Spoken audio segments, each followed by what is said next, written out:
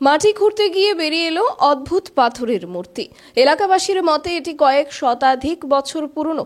কেউ বলছেন ব্রহ্মা, কেউ বলছেন শিব, আবার কেউ বলছেন গণেশের মূর্তি। ত্রিপুরার বিভিন্ন প্রান্তে প্রায়শই খনন কাজ করতে গিয়ে এ ধরনের মূর্তি উদ্ধারের ঘটনা আমাদের চোখে পড়েছে।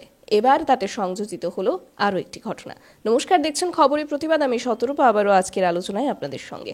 কৈলাসহরে পাওয়া গেল এবার শতাধিক বছর পুরনো এক বিরল পাথরের মূর্তি। আর সেই মূর্তিটিকে এক নজর দেখতেই সকাল থেকে ভিড় কৈলাসহরের গৌরনগর ব্লকের অধীনে দেওরাছড়া এডিসি ভিলেজের 4 নং ওয়ার্ডের ভুইয়াপাড়া এলাকায়।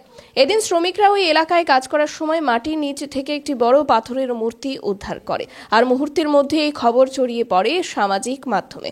খবর যায় স্থানীয় প্রশাসনের নিকট এবং মূর্তিটিকে দেখতে ছুটে আসেন কৈলাসহরের মহকুমা শাসক প্রদীপ সরকার, আর্কিওলজিক্যাল সার্ভে অফ ইন্ডিয়ার ঊনকোটি জেলার কনজারভেটর অ্যাসিস্ট্যান্ট অভিষেক কুমার, গৌরনগর ব্লকের বিডিও প্রণয় দাস, দেওরাছড়া এডিসি ভিলেজের সচিব উমেশ নম সহ আর অন্যান্য আধিকারিকরা।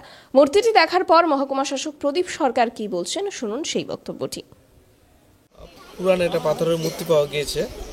তা আমি আমার সাথে শ্রী অভিষেক কুমার, কনজারভেটর অ্যাসিস্ট্যান্ট, ওনাকে নিয়ে এসেছি এবং দেওরাছড়ার পঞ্চায়েত সেক্রেটারি আমার সাথে আছেন। অনেক গ্রামের লোকও এখানে জড়ো হয়েছেন এই মূর্তিটা পাওয়ার পরে। আমরা এসেছি। তা আমি যে আর্কিওলজিক্যাল সার্ভে অফ ইন্ডিয়ার যে এখানে অফিসিয়াল আছেন অভিষেক কুমার, ওনাকে বলা হয়েছে ওনার যে হায়ার অথরিটি আছে ওনাদেরকে খবর দিবেন। ওইখান থেকে যে ধরনের ইনস্ট্রাকশন আসবে অ্যাকর্ডিংলি অ্যাকশন নেওয়া হবে। এটা তো পাথরের মূর্তি, এখানে থাকা হবে। আর এখানে পঞ্চায়েত সেক্রেটারি আছে, ওনাকে বলেছি যে আপাতত যাতে এখানেই থাকে। এটা তো নিতে গেলেও তো গভর্নমেন্টের একটা লাগবে। আর্কিওলজিক্যাল সার্ভে অফ ইন্ডিয়ার যে প্রটোকল আছে ওনারই এটা করবেন, নিয়ে যাবেন। মাটির নিচ থেকে পাথরের মূর্তিটি উদ্ধারের পর থেকে গ্রামবাসীরা মূর্তিটিকে ধূপকাঠি, মোমবাতি জ্বালিয়ে পুজো দিতে শুরু করেছেন।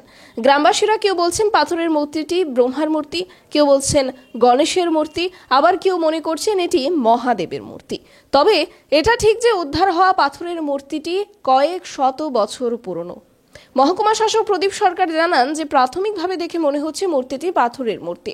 প্রত্নতত্ত্ব বিভাগের আধিকারিক অভিষেক কুমার দপ্তরের ঊর্ধ্বতন কর্তৃপক্ষের সাথে যোগাযোগ করছেন। ওনাদের নির্দেশ না আসা অবধি উদ্ধার হওয়া মূর্তিটি সেখানেই থাকবে। তাছাড়া উল্লেখ্য বিষয়, ঊনকোটি পর্যটন কেন্দ্র থেকে ভুইয়াপাড়া এলাকাটি মাত্র 3 কিলোমিটারের মধ্যে অবস্থিত। ভুইয়াপাড়া এলাকার পার্শ্ববর্তী 1.5 কিলোমিটার দূরত্বে শিববাড়ি নামক গ্রামে একটি বৃহৎ আকারের পাথরের শিবলিঙ্গ রয়েছে। তাই উদ্ধার হওয়া মূর্তিটিও একই রকমের মূর্তি হবে বলে মহকুমা শাসক প্রদীপ সরকার জানিয়েছেন। পরবর্তী সময় সংশ্লিষ্ট দপ্তরের নির্দেশে গৌরনগর ব্লকের বিডিও প্রণয় দাস উদ্ধার হওয়া মূর্তিটিকে ঊনকোটি জেলা শাসকের অফিসে এনে রেখেছেন।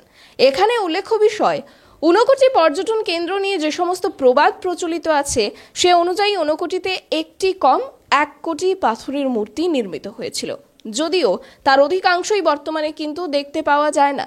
এই মূর্তিটি তবে কি সেই কিংবদন্তির সাথে কোনোভাবে যুক্ত?